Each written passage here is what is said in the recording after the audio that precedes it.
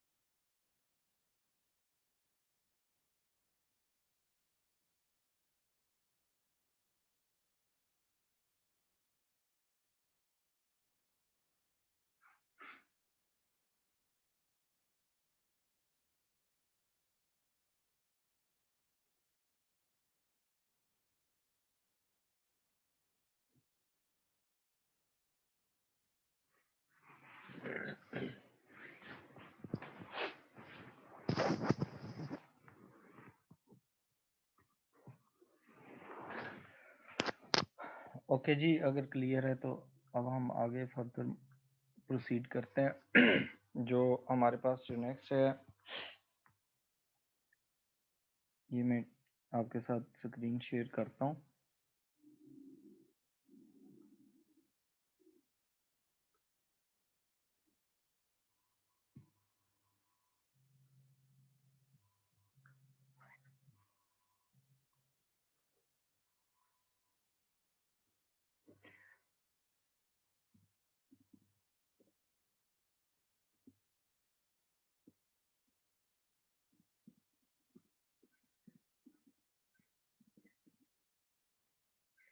अच्छा देखें, ये नॉन प्रॉफिट ऑर्गेनाइजेशन के रिव्यू क्वेश्चंस हैं जो आपको भी स्क्रीन पर शेयर हो रहे नज़र आ रहे होंगे आपको। ठीक है, इसमें देखें कि आज हम पहले प्रैक्टिस करेंगे जो लॉन्ग क्वेश्चंस हैं उनकी, फिर देन हम प्रैक्टिस करेंगे उसके बाद हमारे पास जो एमसीक्यूज हैं उनकी।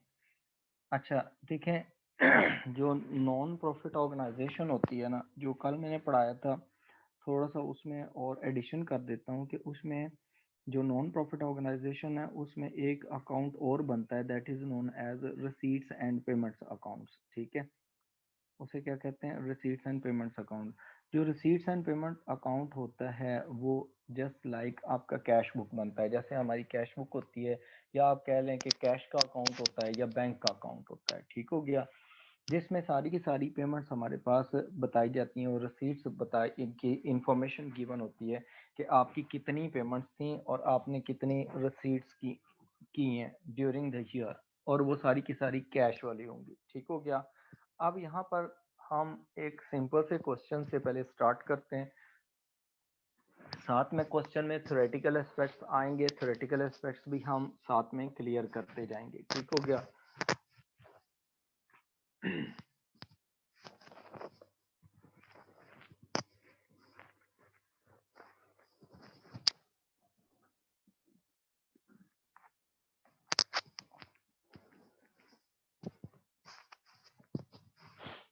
अच्छा, उसमें देखें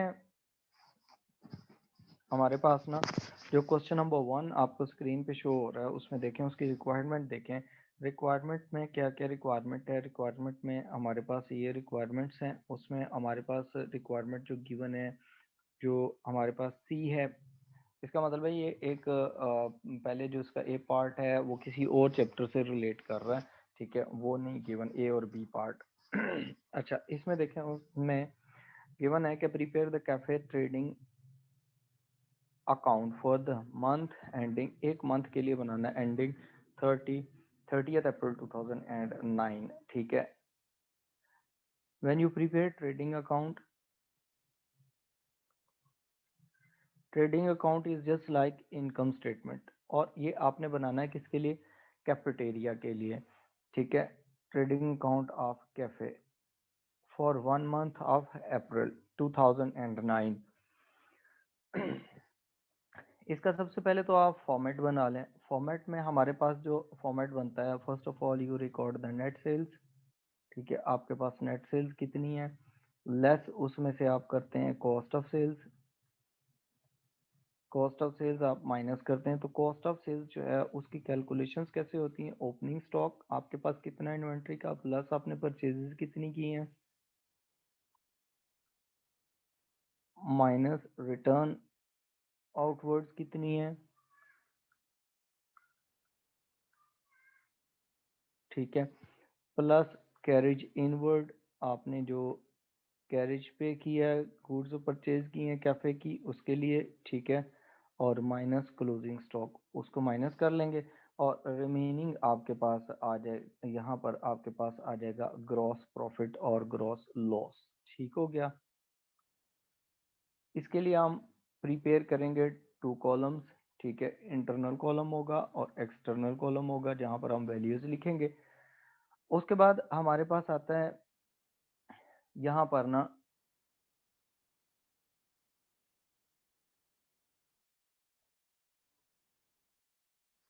अच्छा, हमारे पास इसके अलावा जो चीज़ आती है वो ये देखें कि हमारे पास ना हम क्या करते हैं, ग्रॉस प्रॉफिट आएगा, ग्रॉस प्रॉफिट के बाद हमारे पास ऐड कर देंगे अदर इनकम्स, अगर कोई कैफे की अदर इनकम है, लेकिन इसमें इनकम अदर इनकम होती नहीं है। ये फॉर्मेट इसलिए लिखवा रहा हूँ कि हमने यही फॉर्मेट इनकम स्टेटमेंट का पढ़ा हुआ है, ठीक है। उसके बाद आपके आ जाती हैं लेस एक्सपेंसेस, जो हमारे पास एक्सपेंसेस होते हैं कैफे वगैरह के वो हम उसमें से माइनस कर लेते हैं। ठीक हो गया।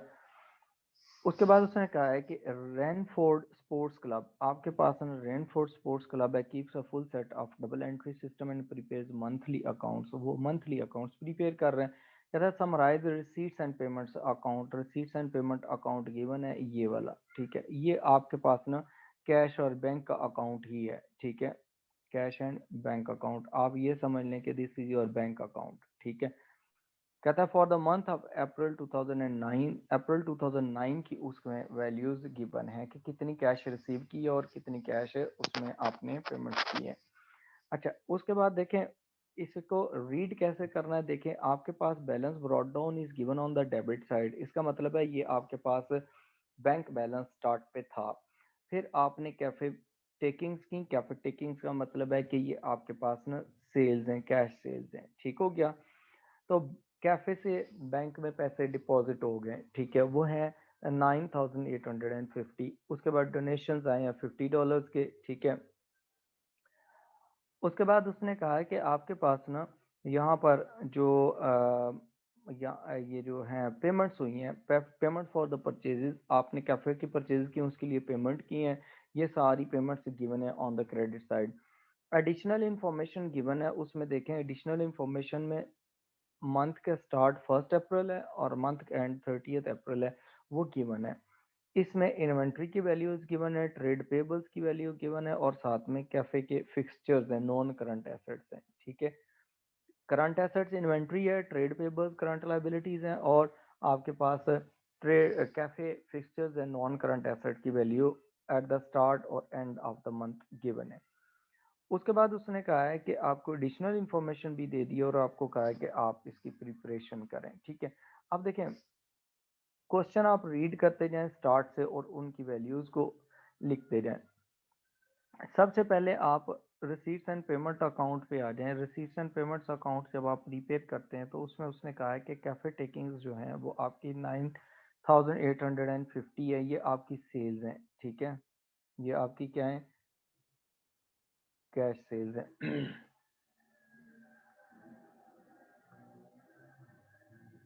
ये कितनी है आपकी 9850, इसको आप लिख लेंगे, ठीक है। उसके बाद उसने कहा डोनेशंस, डोनेशंस जो है ये कैफे के लिए नहीं होता, ये क्लब के लिए होगा, ठीक है। तो डोनेशन जो है ये इसमें ट्रेडिंग अकाउंट में नहीं आएगा। उसके बाद आपके पास आता है payment for the cafe purchases, जो कैफे परचेजेस की हैं उसके लिए पेमेंट की है। एक बात याद रखना है कि ये जो पेमेंट होती है ये ट्रेड पेबल्स को पेमेंट हुई है। तो आपके पास ट्रेड पेएबल्स का ओपनिंग और क्लोजिंग बैलेंस गिवन है, हम इस इंफॉर्मेशन को वहां यूज करेंगे, हमने परचेजेस निकालनी है, ठीक है। वर्किंग जो हम करेंगे, वर्किंग में हमारे पास वर्किंग, यहाँ पर हम वर्किंग कर लेते हैं,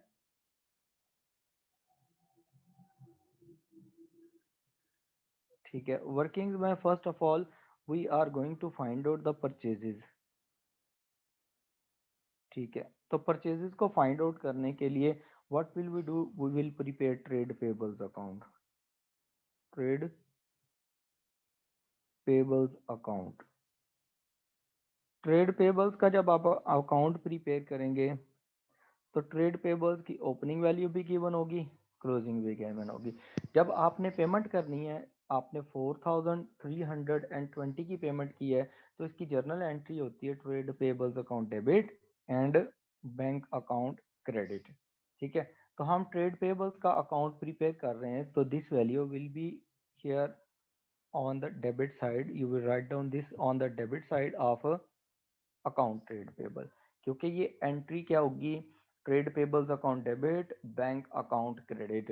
तो ट्रेड पेबल्स अकाउंट की डेबिट साइड पे आएगी और रेफरेंस आप क्या लिखेंगे, बैंक अकाउंट का। ठीक हो गया।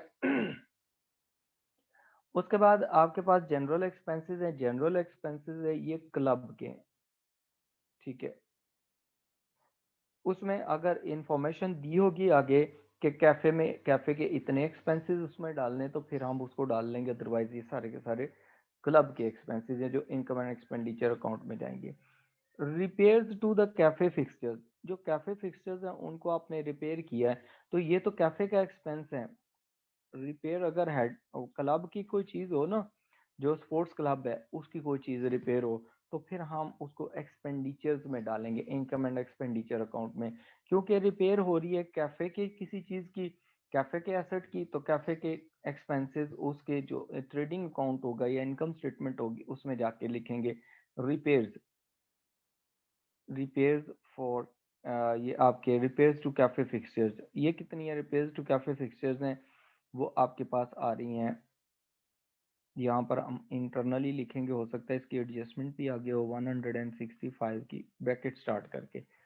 ये जो बैलेंस कैरी डाउन गिवन है ना, ये आपको शो कर रहा है कि आपका cash at bank at the and closing balance है। ठीक है, ये cash at bank at closing balance है, इसको हम यहाँ पर कहीं नहीं लिखेंगे, जो हमारे पास ट्रेडिंग अकाउंट बनेगा। उसके बाद आपके पास आता है, उसने कहा है कि आपके पास ने एडिशनल इन्फॉर्मेशन दे दी है। एडिशनल इन्फॉर्मेशन में कैफे की ओपनिंग इन्वेंट्री भी दे दी है और क्लोजिंग भी दे दी है। ओपनिंग इन्वेंट्री हमारे पास आ रही है कितनी, 1700 की, तो हम ओपनिंग इन्वेंट्री यहाँ पर ट्रेडिंग अकाउंट में लिख लेंगे, और क्लोजिंग इन्वेंट्री है हमारे पास 1230 की, वो भी लिख लेंगे। ठीक हो गया। उसके बाद हमारे पास जो नेक्स्ट है ना चीज वो आ रही है, वो है हमारे पास, उसने कहा है कि ट्रेड पेबल्स। ट्रेड पेबल्स का ओपनिंग बैलेंस गिवन है 1830, तो बैलेंस ब्रॉड डाउन, ये हमने वर्किंग इसकी कर रहे थे, बैलेंस ब्रॉड डाउन कितना है 1830, और बैलेंस कैरी डाउन जो है वो कितना आ रहा है, वो 1230 का आ रहा है बैलेंस कैरी डाउन क्लोजिंग। ठीक हो गया। उसके बाद हमारे पास आता है कैफे फिक्सचर्स। कैफे फिक्सचर्स जो हैं ओपनिंग बैलेंस दिया हुआ है और उसका क्लोजिंग बैलेंस दिया हुआ है। अब इसका भी अगर आप टी अकाउंट बना लें तो आपको पता चल जाएगा कि इसमें डेप्रिसिएशन हुई है या क्या चीज़ हुई है, उससे आपको आपको वर्किंग करने में इजी हो जाएगी। फिक्सचर्स का अकाउंट बना लेते हैं, कैफे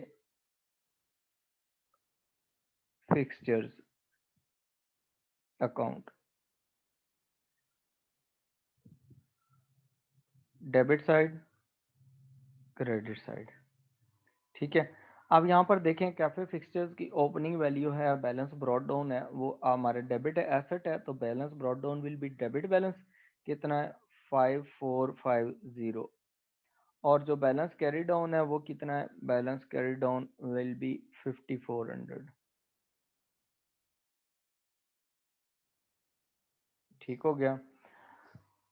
उसके बाद उसने कहा है कि सेकंड जो एडजस्टमेंट है उसमें कहा है the cafe takings recorded in the receipts and payments account, वो इसके बारे में बात कर रहा है कि ये जो आपने कैफे टेकिंग्स रिकॉर्ड की हुई है ना, ये वाली रिसीट्स एंड पेमेंट्स अकाउंट में, कहता है डू नॉट इंक्लूड, उसमें नहीं, do not include the income of 770 for the birthday party held on 20th अप्रैल। ये आपके पास ना ड्यूरिंग द मंथ कोई बर्थडे पार्टी हुई, उससे आपको इनकम हुई 770 वो आपने नहीं लिखी, तो इसकी एडजस्टमेंट क्या होगी, आप इसमें ऐड अप कर देंगे 770 सेल्स के अंदर जाके, उसको आपने लिखा हुआ नहीं था, उसको आपने इंक्लूड कर लिया। उसके बाद उसने कहा है कि जो थर्ड एडजस्टमेंट है, कहता है the wages of the cafe manager have not been paid, आपने उसे पेमेंट नहीं की, ठीक है, for the month of April, अप्रैल की। अब देखें पेमेंट की है या नहीं की, अक्रूवल कॉन्सेप्ट ऑफ अकाउंटिंग कहता है कि आपने अगर पेमेंट नहीं की फिर भी वो आपका एक्सपेंस है जो आपने वेजेस हैं, ठीक, तो एक्सपेंसेस को आपने रिकॉर्ड करना है, वो कितने 815, ठीक है, तो आपके पास जो वेजेस हैं कैफे मैनेजर की वेजेस हैं वो हैं आपके पास 815 की, वो आप यहाँ पर रिकॉर्ड कर लेंगे, ठीक हो गया। अब इसके अलावा कोई इंफॉर्मेशन नहीं गिवन, तो ये जो हमारे पास ट्रेड पेबल्स का अकाउंट है इसको क्लोज करेंगे। जब हम इसको क्लोज करेंगे तो हमारे पास इसके वैल्यू आ जाएगी कि हमारे पास क्या, जी मुस्कान आप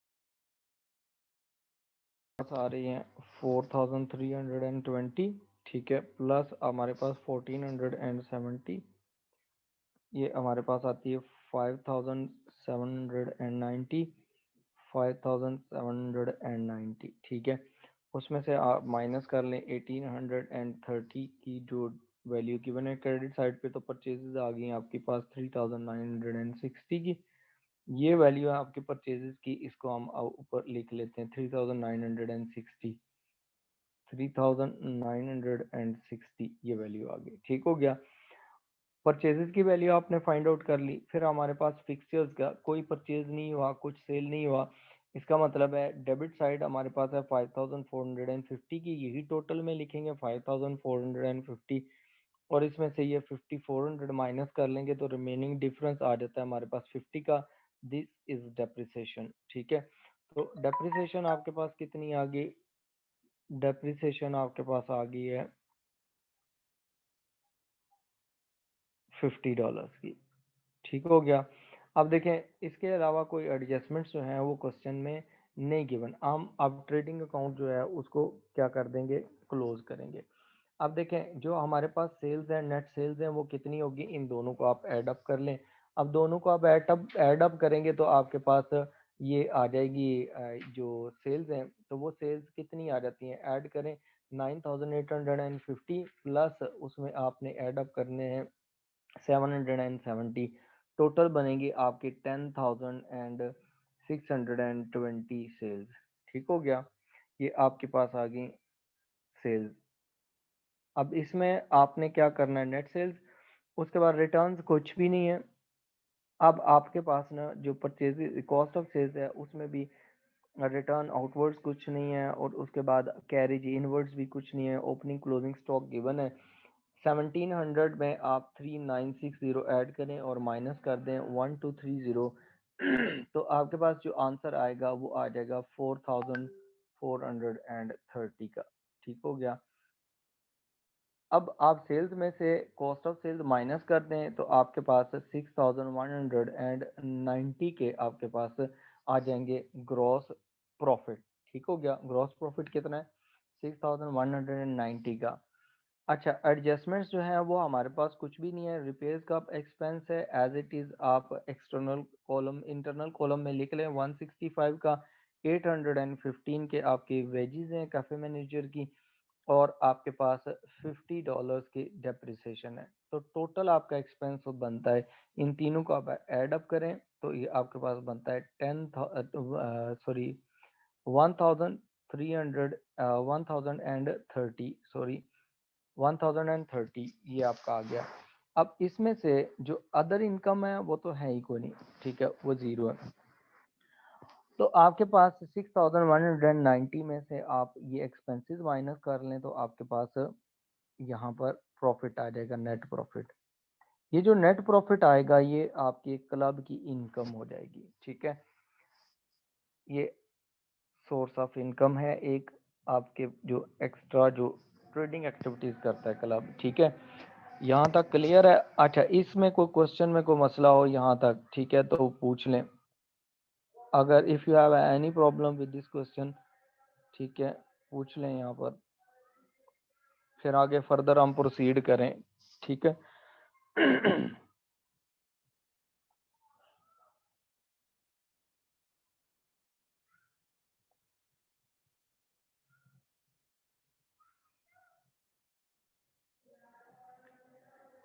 ओके, मुस्कान क्लियर है, बाकी और लोग क्लियर है? आगे चलें। अच्छा देखें, फिर हमारे पास नेक्स्ट उसने कहा, सेकंड जो उसकी रिक्वायरमेंट है उसमें उसने कहा है कि you are required to state two differences between the receipts and payments account, ठीक है, and income and expenditure account. ये एक तो इनकम स्टेटमेंट है, दूसरी जस्ट लाइक कैश बुक है। ठीक है, अब हमारे पास ना जो ये जो रिसीट्स एंड पेमेंट्स अकाउंट होता है ना, ये ऊपर अगर आप देखें ना तो आपको पता चलेगा कि हमारे पास ना जो रिसीट्स एंड पेमेंट अकाउंट है उसमें आपके पास ना ओपनिंग क्लोजिंग बैलेंसेस होते हैं, क्योंकि ये आपके कैश को शो कर रहा होता है या बैंक बैलेंस को शो कर रहा होता है। ठीक है, जबकि इनकम एंड एक्सपेंडिचर अकाउंट में कोई ओपनिंग क्लोजिंग बैलेंस नहीं होता, या तो वो सरप्लस शो करेगा या डेफिसिट शो करेगा। पहला तो डिफरेंस ये है। ठीक है, दूसरे नंबर पर यह है कि जो ये रिसीट्स एंड पेमेंट अकाउंट होता है ये सिर्फ कैश को रिकॉर्ड करता है, आपकी क्रेडिट ट्रांजैक्शंस को रिकॉर्ड नहीं करता है।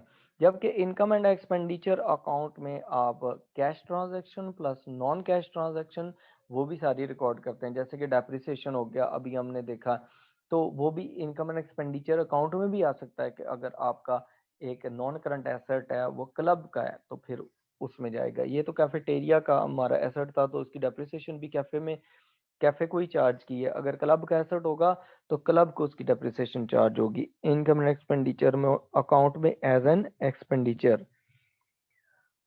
अच्छा, उसके बाद जो हमारे पास होता है इसमें ये होता है जो डिफरेंस इनमें एक और ये होता है कि आपके पास ना जो ये है रिसीट्स एंड पेमेंट अकाउंट है उसमें देखें कि आपने डोनेशन रिसीव किए हैं, कैफे कैफे की सेल्स वगैरह हुई है वहां से रिसीव किए हैं, सारा कुछ आप लिखते हैं, ये आपके रेवेन्यू रिसीट्स हैं। और जो कैपिटल रिसीट्स है ना, कैपिटल रिसीट्स में अगर आप देखें तो आपके पास ना पेमेंट्स हैं। जैसे आपने कोई नॉन करंट एसेट परचेज कर लिया होता तो वो यहाँ पर क्रेडिट पे आता, आप उसकी पेमेंट कर देते। ठीक है, तो इसका मतलब है receipts and payment account revenue expenditure revenue receipts को भी रिकॉर्ड करता है और कैपिटल रिसीट्स को भी रिकॉर्ड करता है। ठीक है, रिसीट्स एंड पेमेंट्स अकाउंट। जबकि आपका जो इनकम एंड एक्सपेंडिचर अकाउंट है वो सिर्फ और सिर्फ रेवेन्यू जो नेचर के एक्सपेंसेस होते हैं उनको, एक्सपेंडिचर्स होते हैं और इनकम होती है उनको रिकॉर्ड करता है, कैपिटल के रिकॉर्ड नहीं करता है। कैपिटल कैपिटल नेचर की जो चीज़ें होती हैं वो स्टेटमेंट ऑफ फाइनेंशियल पोजीशन में चली जाती हैं। ठीक है, क्लियर है? मैं आपको ना इनके ये फाइल भी शेयर करूँगा। इनके जो आंसर्स हैं वो आपने गौर से पढ़ लेने हैं, जो डिफरेंसेस हैं वो आपको क्लियर हो जाएँगे फर्दर, ठीक है? उसके बाद अगर आप देखें, ये था क्वेश्चन नंबर 1।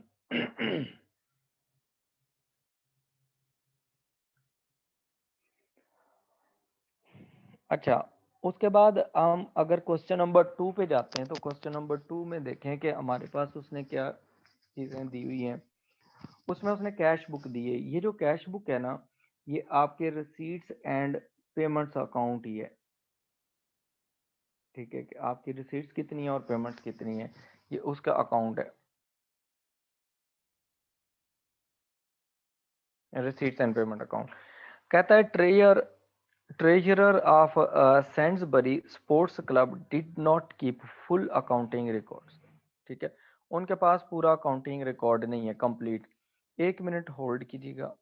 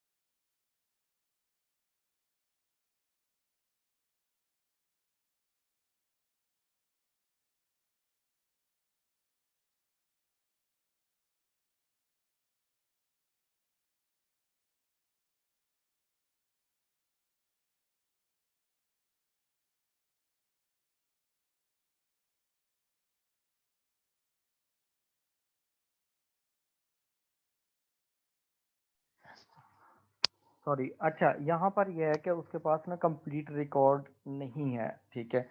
उसके पास है, तो इसमें से मिसिंग फिगर बहुत सारे कैलकुलेट करने होते हैं। नॉर्मली इसी तरह का ही क्वेश्चन आता है कि आपको ना काफ़ी ज़्यादा मिसिंग फिगर्स निकालने पड़ते हैं, ठीक है? अब मिसिंग फिगर्स निकालने के लिए ना हम वर्किंग्स करेंगे। उसमें उसने पहले कहा कि कैश, उसने कहा the following information was available at 31 अक्टूबर 2011। अब उसमें इंफॉर्मेशन क्या क्या गिवन है, उसने कहा देखें, डेबिट साइड पे उसने $105 की इंफॉर्मेशन दी हुई है कि 1 नवंबर 2010 को आपके पास $105 की कैश पड़ी हुई थी बैंक में, ठीक है, या जैसे भी थी। उसके बाद उसने सब्सक्रिप्शन रिसीव की है आपके 2010 के लिए, जो पिछला साल था उसके लिए आपने रिसीव की है। उसके बाद करंट ईयर 2011 के लिए की है, और प्लस उसके बाद उसने क्या किया है कि आपके पास उसने 31 अक्टूबर 2012 को उसने क्या किया है, उसके लिए आपने एडवांस सब्सक्रिप्शन ले लिया, मतलब 3 टाइप्स की सब्सक्रिप्शन रिसीव की है। 150 रिसीव किया। आपका ईयर जो एंड हो रहा है ना वो देखें, आपका ईयर एंड हो रहा है 31 अक्टूबर 2011, ठीक है? ड्यूरिंग द ईयर आपने, जो आपका साल स्टार्ट हुआ था 1 नवंबर 2010 से और एंड हुआ 31 अक्टूबर 2011 को, ये पूरा अकाउंटिंग पीरियड था। उस पीरियड में आपने 3 तरह की सब्सक्रिप्शन रिसीव की है। एक आपने रिसीव किया है जो ईयर पुराना था, लास्ट ईयर था, प्रीवियस काउंटिंग पीरियड था, जो $150 हैं, वो पिछले साल के रिसीव किए, एरियर में थे वो रिसीव किए। आपने 3200 रिसीव किया करंट ईयर के लिए, और आपने एडवांस सब्सक्रिप्शन ले ली है $310 की, ठीक है? उसके बाद उसने कहा कि सेल ऑफ रिफ्रेशमेंट से आपको $25,000 आए हैं और आपने परचेज ऑफ रिफ्रेशमेंट किए। ये जो रिफ्रेशमेंट्स हैं ये तो होनी है डेफिनेटली जो कैफेटेरिया वगैरह वहाँ से, तो आपने उनको सेल किया रिफ्रेशमेंट को पर 25,000 में और परचेज किया 19,000 में, उसके लिए पेमेंट्स की हैं आपने। रेंट एंड रेट्स आपके जो रेंट्स वगैरह थे वो आपने पेमेंट की 1200 के, ऑपरेटिंग एक्सपेंसेस आपने पे किए 3750 के, purchase of equipment non current asset आपने परचेज किया 900 का, और आपके पास एट द एंड 31 अक्टूबर 2011 को आपके पास $3,950 बच गए। ये आपकी कैश पड़ी हुई इन हैंड, क्लोजिंग बैलेंस। उसके बाद एडिशनल इंफॉर्मेशन में, तो एडिशनल इंफॉर्मेशन में उसने बताया कि आपके पास इन्वेंट्री जो पड़ी हुई है, ओपनिंग क्लोजिंग दी है, ऑपरेटिंग एक्सपेंसेस की ओपनिंग क्लोजिंग बैलेंस है, तो हम ऑपरेटिंग एक्सपेंसेस के लिए भी वर्किंग करेंगे, उसके लिए अकाउंट बनाएंगे। उसके बाद आपके पास ना इक्विपमेंट है, नेट बुक वैल्यू पे गिवन है, ठीक है।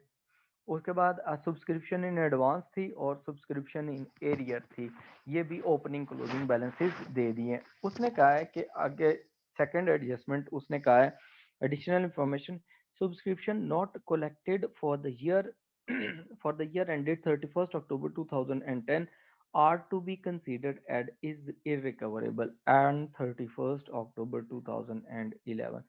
कहता है जो 31 अक्टूबर 2010 को आपकी अमाउंट रिसीवेबल थी और वो रिसीव नहीं हुई, ठीक है, ड्यूरिंग द ईयर, इस साल जो साल एंड हो रहा है 31 अक्टूबर 2011 को, तो उसको आपने बैड डेट ट्रीट कर लेना है कि वो आपकी सब्सक्रिप्शन क्या होगी, बैड डेट होगी। ठीक हो गया।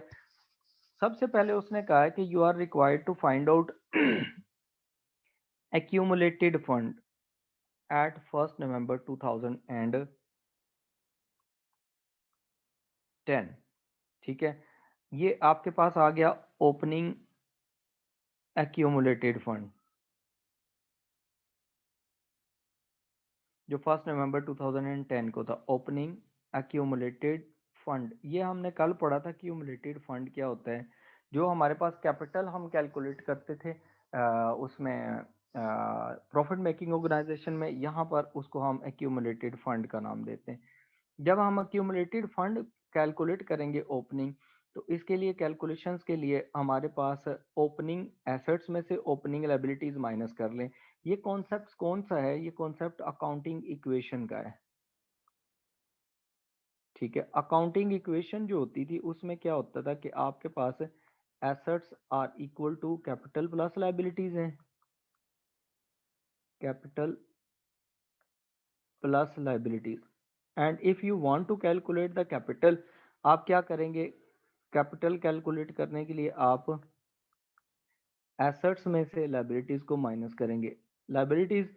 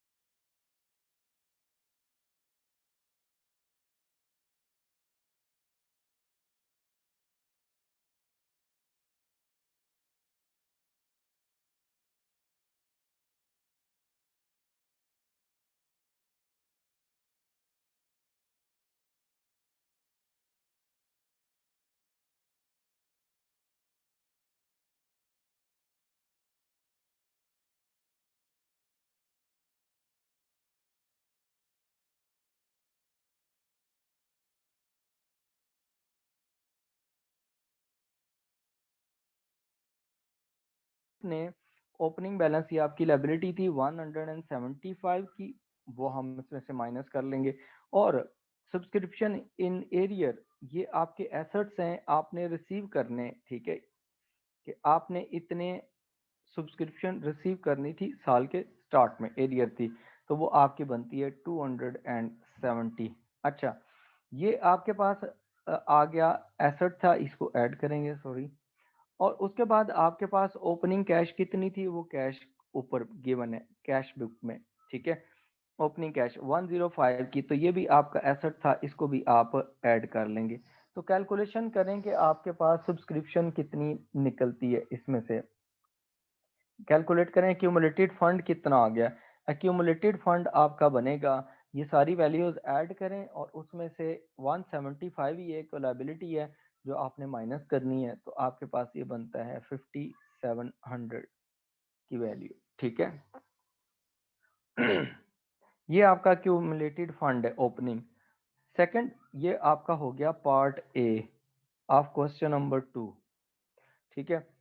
पार्ट बी में उसने क्या कहा, कहता है you are required to prepare refreshment trading account for the year. Refreshment trading account जब आप बनाएंगे वो इनकम स्टेटमेंट की तरह बनेगा जो हमने ऊपर बनाया, ठीक है। B part, trading account,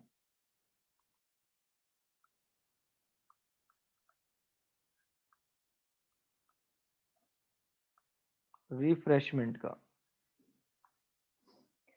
refreshment का ट्रेडिंग अकाउंट हम बनाते हैं, जैसे हमने ऊपर बनाया उसी तरीके से हम इसको भी प्रिपेयर करेंगे। 2 कॉलम्स हैं, ठीक है। और इसके बाद हमारे पास जो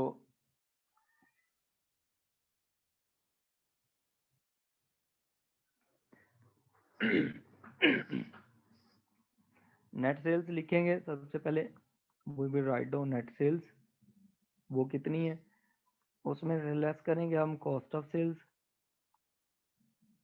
जो कॉस्ट ऑफ सेल्स हम माइनस करते हैं उसमें क्या क्या चीजें आती हैं, opening stock plus purchases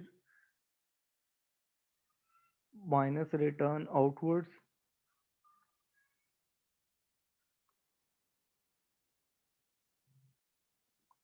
add carriage inwards, ठीक है। और उसमें से माइनस हो जाएगा closing stock, this would be equal to cost of sales. Cost of sales जब हम निकाल लेंगे तो हमारे पास जो आंसर आएगा वो that would be equal to gross profit और लॉस, ठीक है। ग्रॉस प्रॉफिट आ जाएगा या ग्रॉस लॉस आ जाएगा। और उसमें ऐड करेंगे हम अदर इनकम्स को,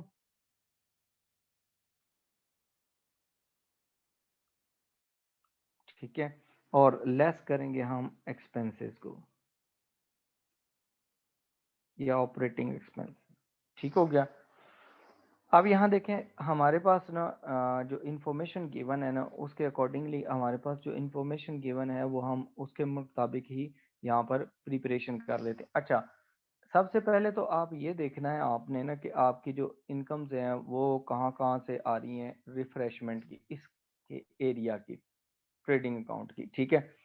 उसके बाद आपके पास ना उसने दूसरे नंबर पर मांगा, उसने कहा है कि you are required to prepare in part C, you are required to prepare income and expenditure account, ठीक है।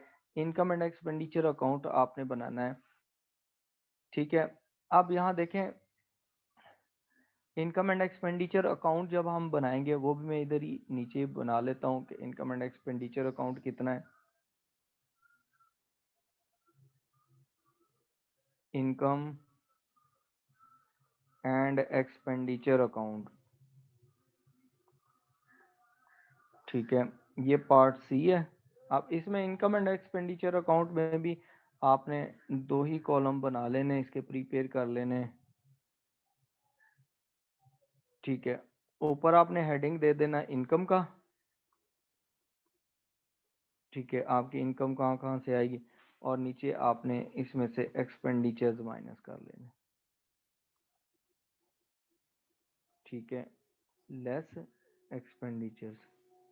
अच्छा, अब इसमें देखें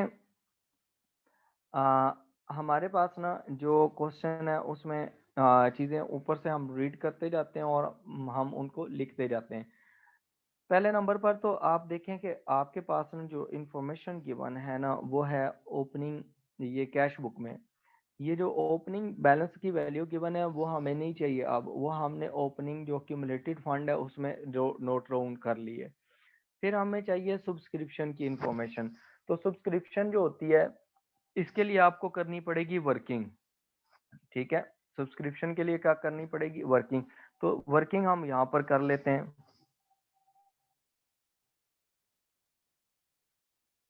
वर्किंग्स। ठीक है, जो वर्किंग है वो हमारे पास यहाँ पर आ गई। अब इसमें सबसे पहले आप you will prepare subscription account. Subscription account separate से भी प्रिपेयर करना आ जाता है। ठीक है, डेबिट बैलेंस और क्रेडिट साइड दोनों। ठीक है, आप जब सब्सक्रिप्शन रिसीव करते हैं तो उसकी एंट्री होती है कि आपके पास bank account debit, subscription account credit. अब ये देखें, ये जो कैश बुक है उसमें ये डेबिट साइड पे आ रही है अमाउंट, ये तीनों कि आपने ये अमाउंट रिसीव की है।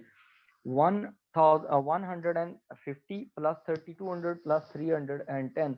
टोटल सब्सक्रिप्शन जो आपने रिसीव की है वो कितनी रिसीव की है आपने सब्सक्रिप्शन, उसकी कैलकुलेशन कर लें वो कितनी आ गई है सब्सक्रिप्शन रिसीव्ड।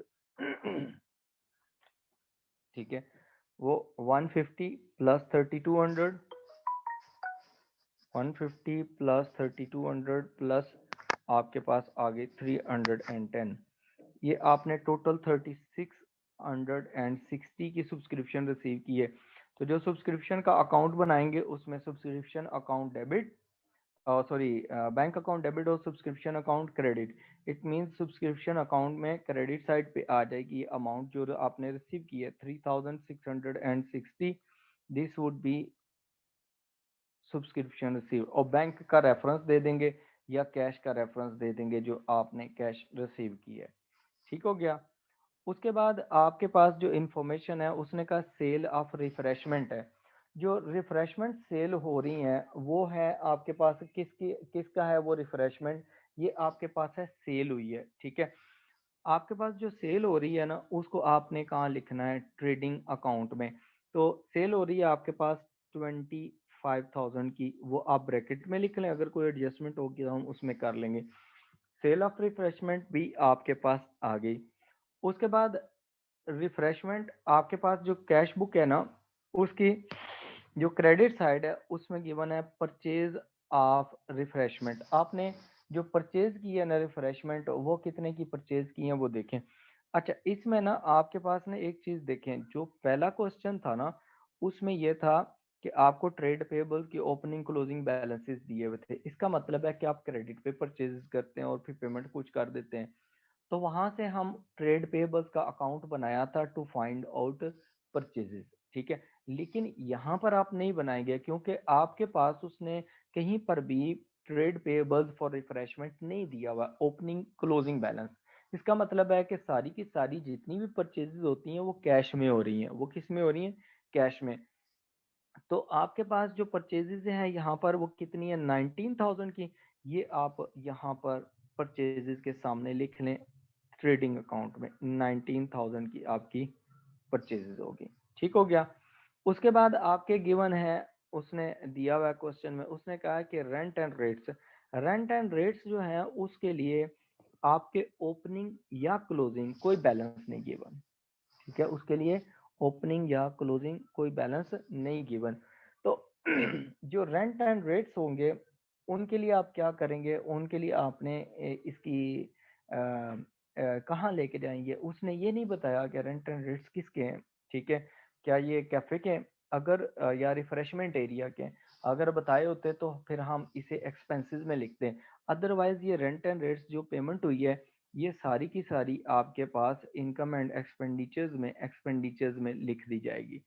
ठीक है, रेंट एंड रेट्स 1200। अब ये जो रेंट एंड रेट्स है इसको ब्रैकेट में मैं इसलिए लिख रहा हूँ, हो सकता है कोई प्रीपेड हो या अक्रूड हो, रेंट्स एडजस्टमेंट हो सकती है नीचे। उसके बाद जो आया है क्वेश्चन में उसने कहा ऑपरेटिंग एक्सपेंसेस 3000 750, ये तो है ही एक्सपेंसेस, ये तो कैफे के हैं ही नहीं, ऑपरेटिंग एक्सपेंसेस है। ऑपरेटिंग जो एक्सपेंसेस हैं वो किसके गिवन है, उसने ये नहीं बताया कि ये रिफ्रेशमेंट एरिया के हैं, कैफे के हैं, किसके बार के हैं। तो इसका मतलब है कि ये इनकम एंड एक्सपेंडिचर अकाउंट में जाएंगे। ये ओवरऑल जो क्लब है ना, स्पोर्ट्स क्लब सैंडसबरी, उसके रिफ्रेशमेंट ऑपरेटिंग एक्सपेंसेस हैं 3750। तो ये इनकम एंड एक्सपेंडिचर में चले जाएंगे। 3750 ये आपके ऑपरेटिंग एक्सपेंसेस हैं। ठीक हो गया। उसके बाद नेक्स्ट उसने कहा है कि आपके पास जो रिसीट्स एंड पेमेंट्स का अकाउंट है उसमें ना उसने परचेज ऑफ इक्विपमेंट दिया है। तो जो परचेज ऑफ इक्विपमेंट है ये हमारे पास ना जो इक्विपमेंट का नेट बुक वैल्यू दी हुई है, इसका एक हम अकाउंट बना लेंगे वर्किंग में, ताकि हम उसमें लिख लें। तो जो परचेज होगा वो उसमें डेबिट साइड पे आ जाएगा, इक्विपमेंट अकाउंट।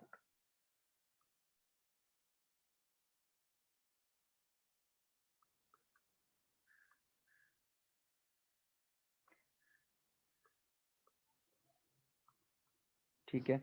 इक्विपमेंट का जो परचेज करते हैं, एडिशन करते हैं, वो हमारे पास डेबिट साइड पे आ जाता है।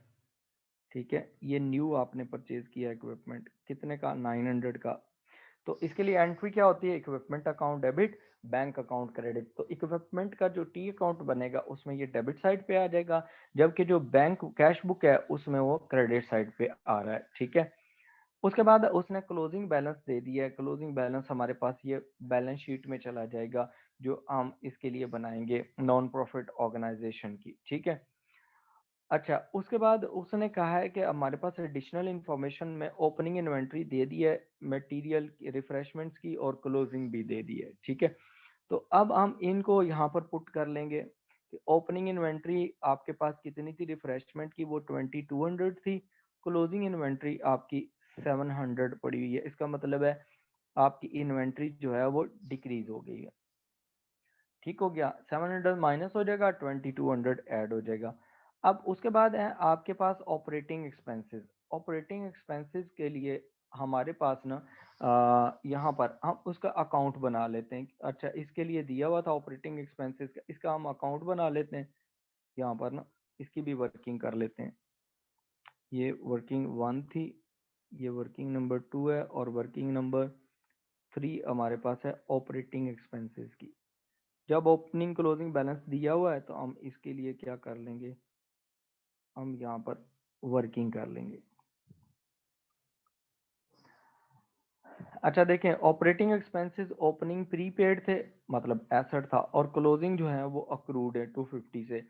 तो प्रीपेड जो होते हैं आपके एक्सपेंसेस वो आपके डेबिट बैलेंस होते हैं, balance brought down will be on debit side 100। और जो अक्रूड है क्लोजिंग है, तो उसका मतलब है लाइबिलिटी है, तो बैलेंस कैरिड डाउन भी हमारे पास इसी साइड पे आ जाएगा 250 का। और जो हमने एक्सपेंसेस पेमेंट कर दिए ना, ऑपरेटिंग एक्सपेंसेस जो पे कर दिए हैं, वो उनको हम यहाँ से मैं रिमूव करता हूँ 3750। तो हम ये 3750 यहाँ पर लिखते हैं कि हमने पेमेंट कर दी है। ये डेबिट साइड पे क्यों आ रहे हैं ऑपरेटिंग एक्सपेंसेस में, इसकी रीज़न ये है कि आपके पास ना एंट्री ये होती है ऑपरेटिंग एक्सपेंसेस डेबिट और बैंक अकाउंट क्रेडिट। तो ऑपरेटिंग एक्सपेंसेस अकाउंट में डेबिट साइड पे आ जाएंगे, ये आपने पेमेंट की हुई है बैंक। ठीक हो गया। उसके बाद हमारे पास उसने दिया हुआ है कि जो इक्विपमेंट है ना, उनके बैलेंसेस दिए हुए। ओपनिंग इक्विपमेंट 3200 के थे और क्लोजिंग 2700 के हैं। तो आपका बैलेंस ओपनिंग था, बैलेंस ब्रॉट डाउन वो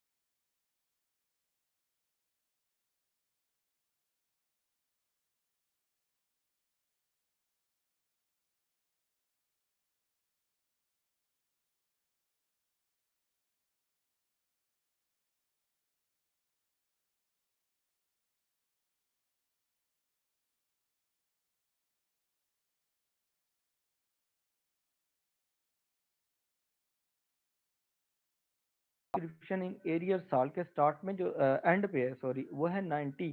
तो इसका मतलब है ये बैलेंस कैरिड डाउन जो होगा ये इस साइड पे आ जाएगा, बैलेंस कैरिड डाउन यहाँ पर आ गया, ये इन्फॉर्मेशन पुट होगी। उसके बाद उसने कहा कि सब्सक्रिप्शन जो आपने फॉर 31 अक्टूबर 2010 को जो नॉट कलेक्टेड थी, नॉट कलेक्टेड का मतलब एरियर में थी, ठीक है।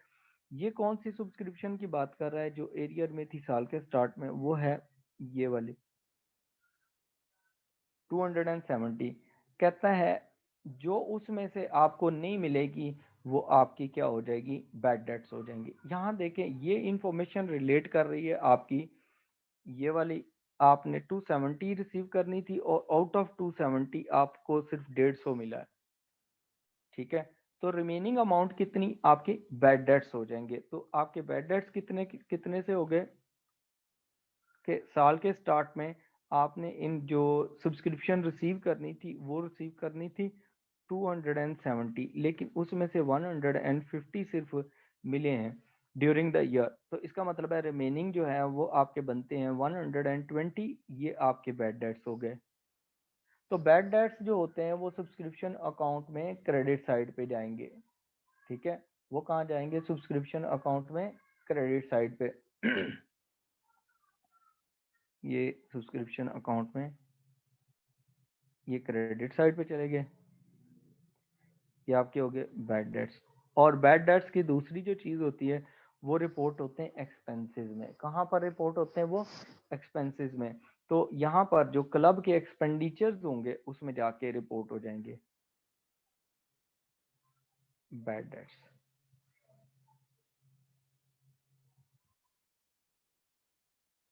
ठीक है।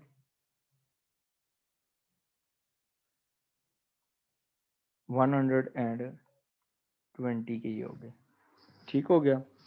आपके बैड डेट्स आ गए $120 के। अच्छा, अब हम क्या करेंगे, अब हमने ना बाकी चीज़ें अब क्लोज करनी है। पहले तो वर्किंग्स क्लोज करते हैं। वर्किंग्स जब हम क्लोज करेंगे तो हमारे पास ना हम सब्सक्रिप्शन का अकाउंट सबसे पहले क्लोज करते हैं ताकि हमें पता चल जाए कि सब्सक्रिप्शन इनकम कितनी हमारे पास इस दफ़ा आई है। हमारे पास जो क्रेडिट साइड है वो बड़ी है, 175 प्लस 3660 प्लस 90, ठीक है। और प्लस आपके पास सॉरी बैड डेट्स जो है ये 120 के हैं, 120 के, ठीक हो गया। ये आगे आपके पास तो क्रेडिट साइड हमारे पास आ रही है 4045 की, 4045 की। उसमें से आपने डेबिट साइड की वैल्यूज निकाल लेनी, एक है 270 और दूसरे नंबर पर है 310। तो रिमेनिंग आपके पास आ गया 3465, 3465। This will be the subscription income for the year and this will be charged to income and expenditure account, ठीक है। ये आपका बैलेंसिंग फिगर है जो आपने चार्ज करना है कहाँ पर, जो आपके पास इनकम एंड एक्सपेंडिचर अकाउंट है। इनकम एंड एक्सपेंडिचर अकाउंट में आपके पास सब्सक्रिप्शन इनकम,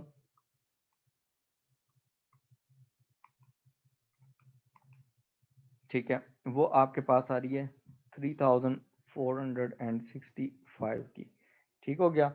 उसके बाद आपके पास जो नेक्स्ट है ना, जो अकाउंट क्लोज करना है वो आपने करना है इक्विपमेंट का।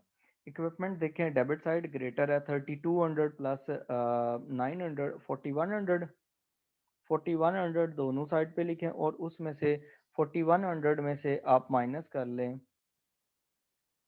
2700, आपका आ गया बैलेंसिंग फिगर 1400। जो बैलेंसिंग फिगर 1400 आ गया ना, ये आपके पास क्या है, ये आपने आपके पास डेप्रिसिएशन निकल आई है। ये आपके पास क्या है, डेप्रिसिएशन। ये आपने डेप्रिसिएशन जो है ये कहाँ चार्ज करनी है, ये क्लब के एसेट्स की है, इक्विपमेंट्स की है। तो ये इनकम एंड एक्सपेंडिचर अकाउंट में चली जाएगी। इनकम एंड एक्सपेंडिचर अकाउंट में depreciation will be charge this figure, यहाँ पर इनकम एंड एक्सपेंडिचर अकाउंट में ले आए। डेप्रिसिएशन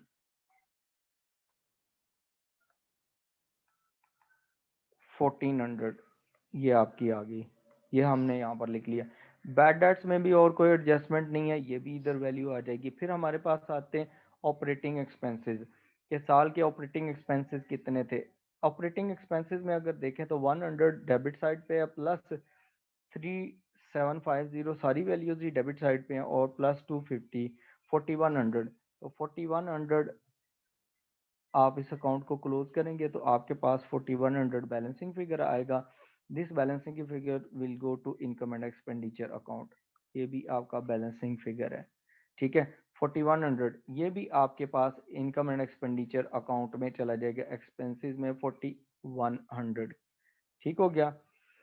अच्छा, जो रेंट एंड रेट्स हैं उसके लिए और कुछ भी नहीं है, तो ये भी हम वैल्यू ट्रांसफर कर लेंगे आउटर कॉलम में, कोई एडजस्टमेंट नहीं है, ठीक है। अब यहाँ तक ना हमारे पास जो एडजस्टमेंट्स थी वो सारी कर ली। अब हम इनको अकाउंट्स को क्लोज करते हैं। सबसे पहले तो हम ट्रेडिंग्स अकाउंट को क्लोज करते हैं। सेल्स रिटर्न्स हैं को नहीं, इसका मतलब है कि जो आपके पास सेल्स ही हैं उन्हीं को आप ट्रीट करेंगे कि आपके पास नेट सेल्स हैं 25,000 की। आपके पास रिटर्न आउटवर्ड्स और कैरेज जो इनवर्ड्स है वो नहीं है। तो आपके पास जो कॉस्ट ऑफ सेल्स है वो कितनी आएंगी, कॉस्ट ऑफ सेल्स आपके पास आ जाती हैं, कैलकुलेशंस करें 2200 ओपनिंग प्लस 19,000 की परचेजेस की है, और माइनस 700 आ गया, तो ये आपके पास कितना आ गया, 20,500। 20,500 आपके पास कॉस्ट ऑफ सेल्स आ गई। अब आपने ग्रॉस प्रॉफिट निकालना है, तो sales minus cost of sales निकालना है, तो आपके पास ग्रॉस प्रॉफिट आ जाएगा, ग्रॉस प्रॉफिट विल बी 4500। अब इसके अलावा कोई ऑपरेट अदर इनकम नहीं है, कोई एक्सपेंसेस नहीं है रिफ्रेशमेंट वगैरह के, कैफेटेरिया के, इसका मतलब है यही आपके पास नेट प्रॉफिट भी आ जाएगा। अब ये जो नेट प्रॉफिट आता है ना पार्ट बी से, ये हमारे पास इनकम होती है क्लब की, ठीक है, इनकम फ्रॉम रिफ्रेशमेंट। रिफ्रेशमेंट से आपको जो इनकम आई है वो कितनी आई है, ये आपने, मैं ब्रैकेट में इसलिए पार्ट बी लिख रहा हूँ क्योंकि आपको वो इंफॉर्मेशन याद रहे कि आपने ये वैल्यू कहाँ से निकाली थी, ये वाली वैल्यू यहाँ शिफ्ट हो गई, ठीक हो गया। उसके बाद देखें कि कैफेटेरिया की ना और इनकम कौन सी है, क्या डोनेशंस वगैरह हैं। डोनेशंस इस दफ़ा इस क्वेश्चन में नहीं गिवन, ठीक है। तो इसका मतलब है कि आपके पास यही दो इनकम्स ही हैं, इन दो का टोटल कर लें, टोटल कितनी होगी, दोनों इनकम का टोटल करें तो ये आपके पास बन जाती है 7,965, ठीक है। और आपके जो एक्सपेंसेस हैं वो एक्सपेंसेस के कौन कौन से हैं, 120 के बैड डेट्स हैं, और ये सारे चारों एक्सपेंसेस हैं, आप इनको क्या कर लें, ऐड कर लें। टोटल एक्सपेंडिचर बनता है आपका 6,820, ठीक हो गया। तो आपने इसमें से ये वैल्यू माइनस कर लेनी है, जैसे आप प्रॉफिट निकालते हैं तो आपके पास सरप्लस या डेफिसिट आ जाएगा। तो इस केस में हमारे पास आ रहा है 1145 का सरप्लस, ठीक हो गया। अगर नेगेटिव वैल्यू आती तो वो हमारे पास आता डेफिसिट। इज दैट क्लियर, ठीक है। यहाँ तक कोई क्वेश्चन इससे रिलेटेड पूछने वाला हो।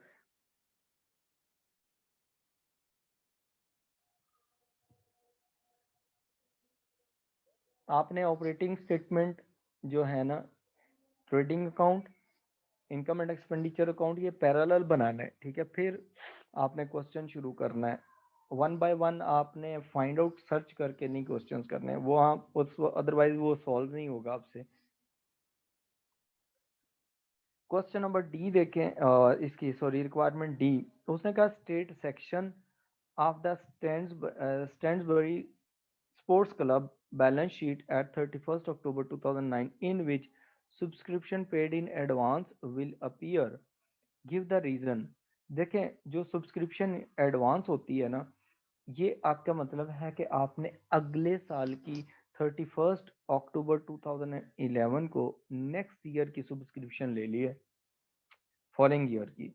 जब आप सब्सक्रिप्शन एडवांस ले लेते हैं, कोई इनकम एडवांस ले लेते हैं, that becomes your current liability, तो वो आपके के पास क्या आ जाता है, वो आपकी करंट लाइबिलिटी बन जाती है। ये करंट लायबिलिटी सेक्शन में चली जाएगी। ठीक है, उसके बाद कहता है कि state the section of the sports club balance sheet on 31 अक्टूबर 2011। ठीक है, ये जो सेक्शन का वर्ड यूज कर रहे हैं ना, इसका मतलब होता है कि आपने नॉन करंट एसेट में ट्रीट करना है उसको, करंट एसेट की सेक्शन में ट्रीट करना है, करंट लायबिलिटी की सेक्शन में ट्रीट करना है, या नॉन करंट लायबिलिटीज के सेक्शन में ट्रीट करना है, या जो कैपिटल वाले सेक्शन होता है, या जिसे हम एक्यूमुलेटेड फंड यहाँ पर कहते हैं, जो नॉन प्रॉफिट ऑर्गेनाइजेशन है, उसकी बात हो रही है। पांचों सेक्शंस में से कहाँ जाएगा? कहता है in which the purchase of equipment will appear. Purchase of equipment, equipment आपका नॉन करंट एसेट है, equipment is your non current asset.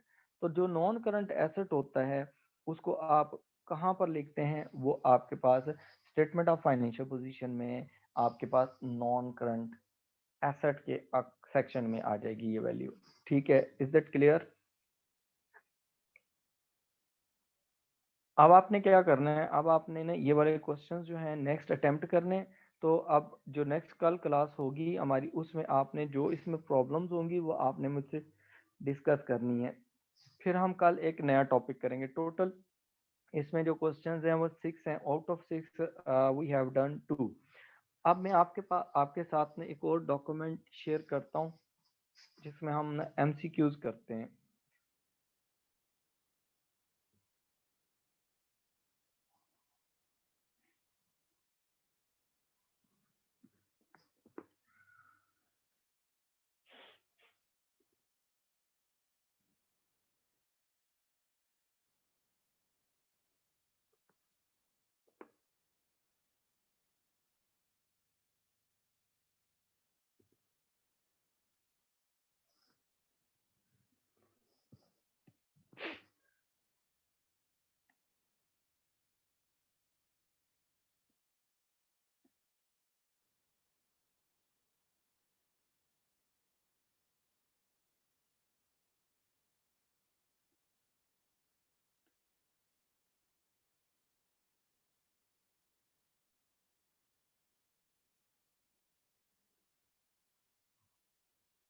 यहाँ देखें, ये हमारे पास ना आपके सामने स्क्रीन पे शो हो रहे हैं। हमारे पास ये एमसीक्यूज हैं नॉन प्रॉफिट ऑर्गेनाइजेशन के, नॉन प्रॉफिट ऑर्गेनाइजेशन एमसीक्यूज। ठीक हो गया। अब ये हम करते हैं फर्दर आपको, ताकि ये क्लियर हो जाए कि हमारे पास ना जो छोटी मोटी एम्बिग्विटीज होती हैं वो भी क्लियर हो जाएंगी यहाँ पर।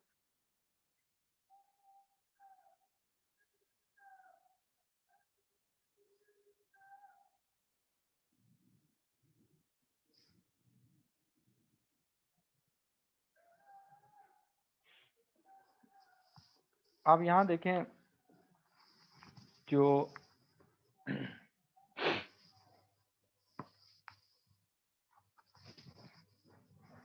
चीज़ें हैं वो क्या क्या हैं। अब यहाँ देखें, हमारे पास फर्स्ट ऑफ ऑल ना जो एमसीक्यूज हैं उनमें पहला क्वेश्चन ये है एमसीक्यूज में।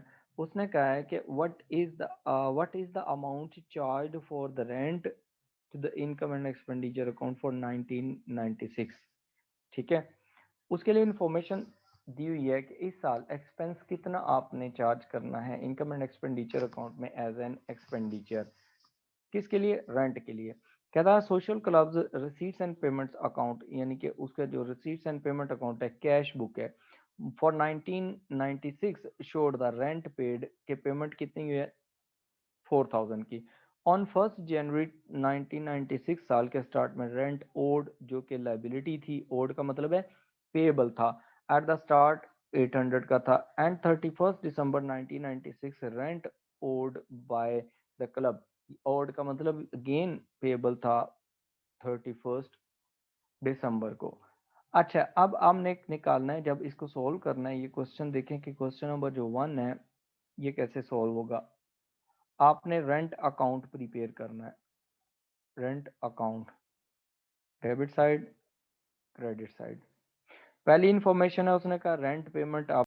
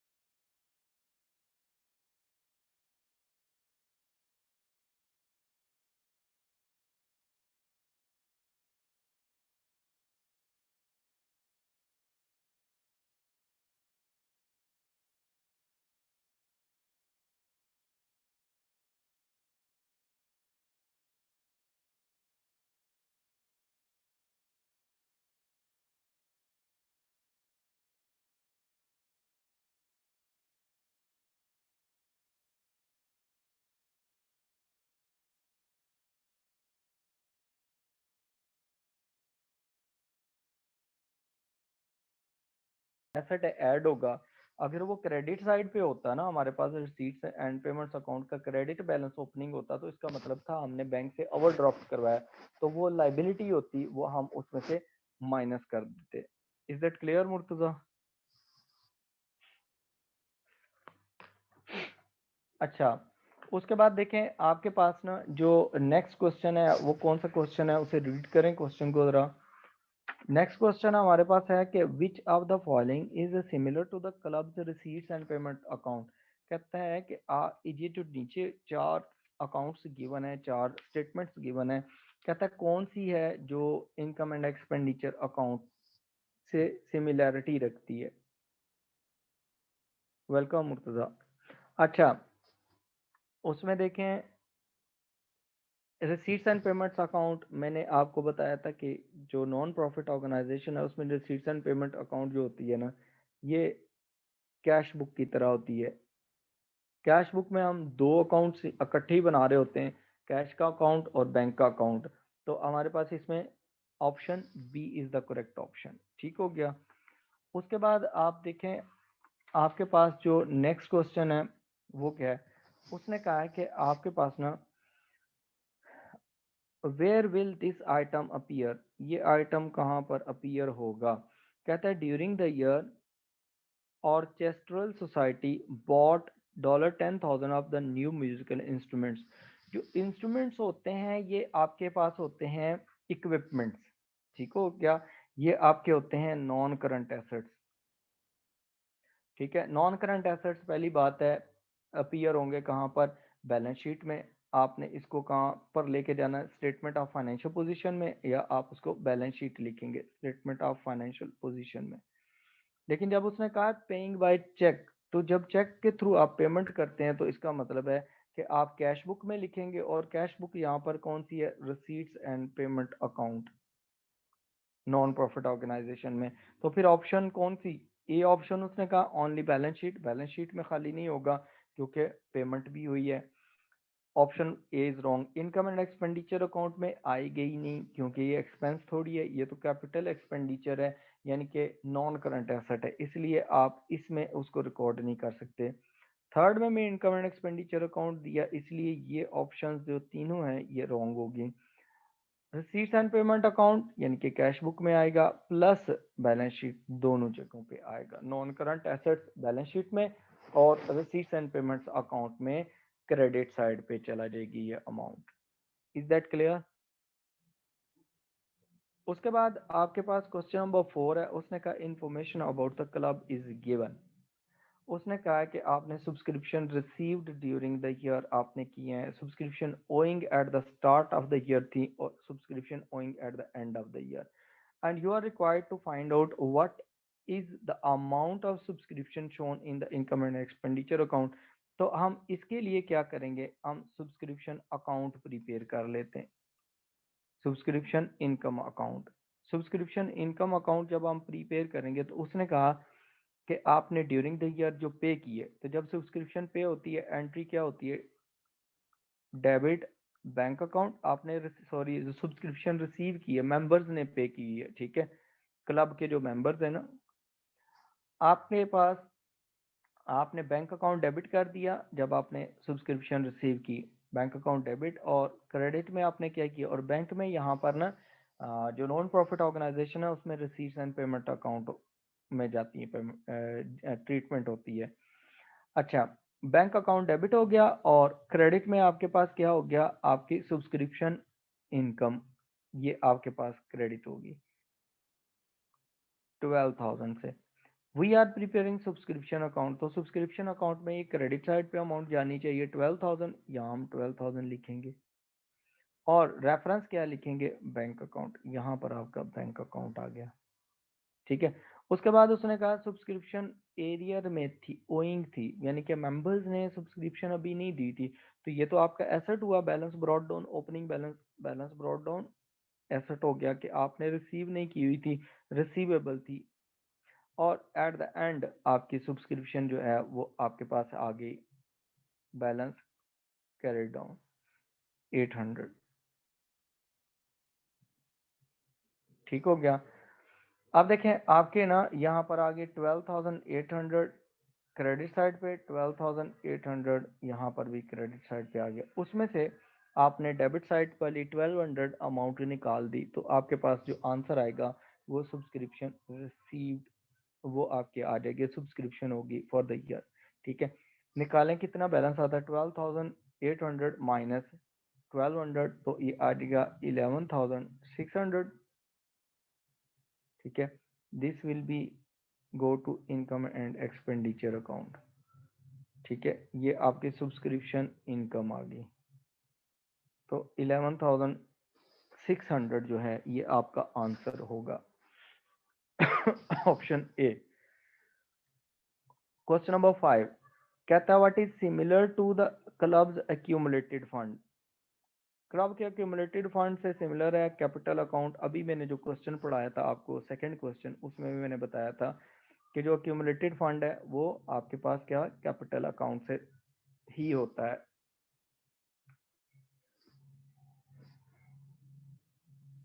ओके, उसके बाद देखें जो नेक्स्ट क्वेश्चन है हमारे पास ना, उसको हम नेक्स्ट पेज पे करते हैं।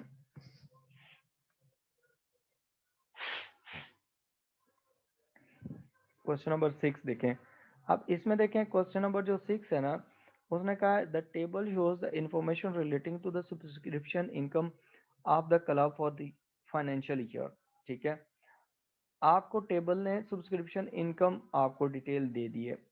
अब उसमें उसने कहा है सब्सक्रिप्शन एरियर में थी, यानी कि एसेट था, और सब्सक्रिप्शन एडवांस लायबिलिटी, ये था आपका एसेट और ये आपकी है लायबिलिटी, सब्सक्रिप्शन इन एडवांस। ठीक है, कहता है during the year subscription amounting 1700 were received, आपने रिसीव कितनी 1700 की है। कहता how much should be credited to income and expenditure account.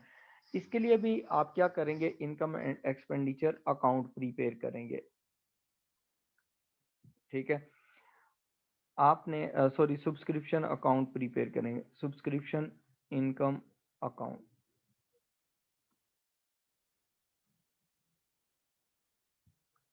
Debit credit.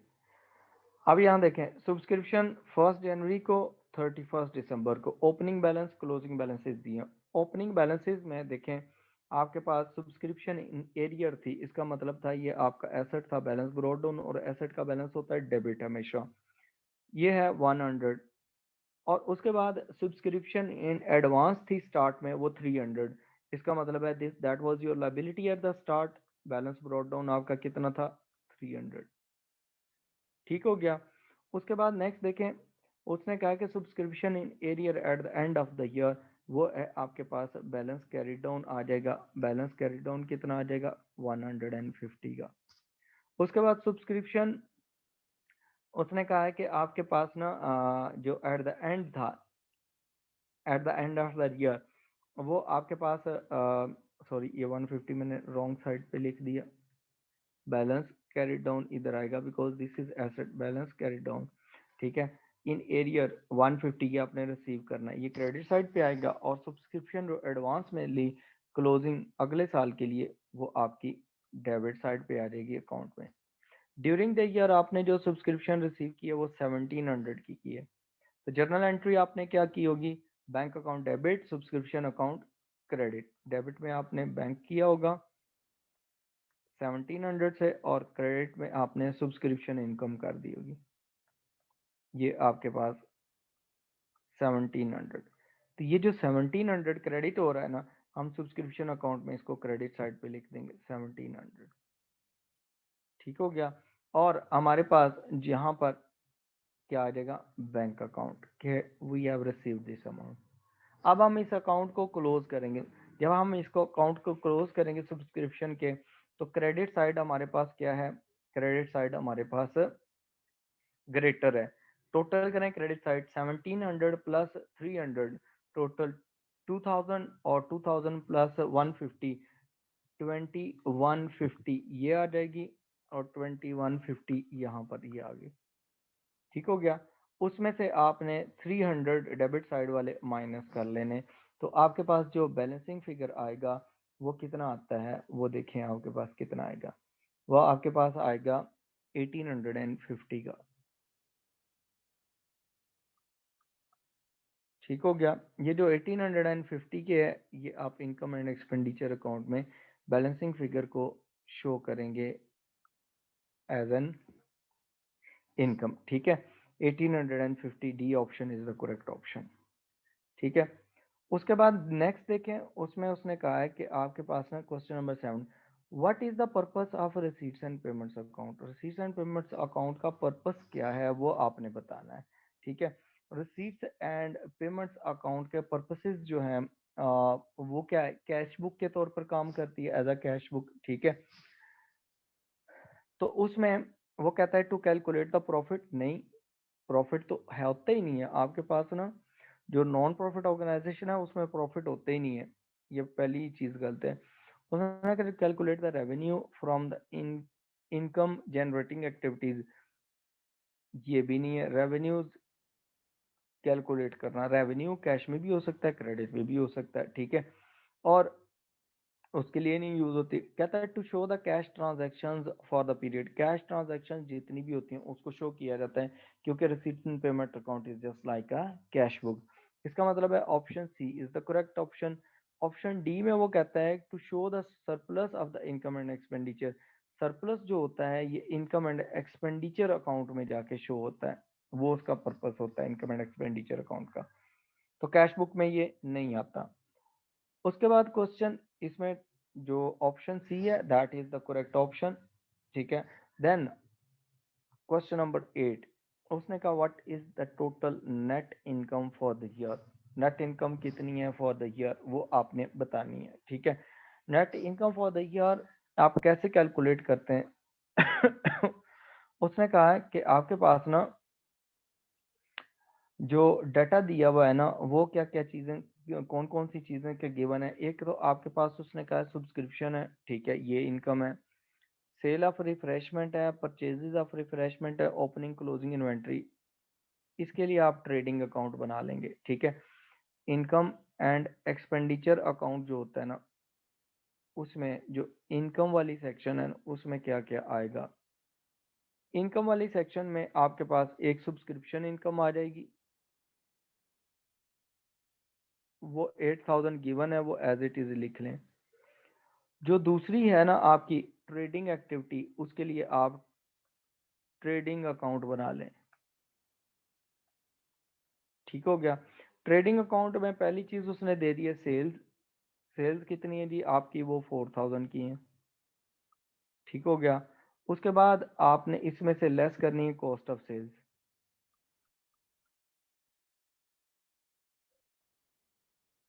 Opening stock plus purchases less closing stock. ठीक हो गया, हमारे पास ओपनिंग स्टॉक जो है वो कितना है, ओपनिंग स्टॉक यहाँ पर गिवन है पर उसने दिया हुआ 800, क्लोजिंग स्टॉक गिवन है 600 का, और आपके पास परचेजेस गिवन है कितने की, वो आपके पास गिवन है 2000 की। ठीक होगी, अब आपके पास आपने सारी वैल्यूज लिख ली, सेल्स भी लिख ली, परचेजेस भी लिख ली, ओपनिंग क्लोजिंग सब कुछ लिख लिया। आपके पास कॉस्ट ऑफ सेल्स कितनी बनती है, 2000 प्लस 800 माइनस 600 2200। ठीक है, उसमें से आप माइनस कर लें तो आपके पास जीपी आ जाएगा, एक्सपेंसेस यहीं को नहीं तो यही इनकम कंसिडर होगी। 1800 की आपकी इनकम ये आ जाती है। आपके पास जो इनकम है वो आपके पास कितनी आ रही, 1800, 8000 पहली प्लस ये ट्रेडिंग इनकम, दो इनकम्स आपके पास आ गई, तो टोटल कितनी होगी 9800 की टोटल इनकम आ गई।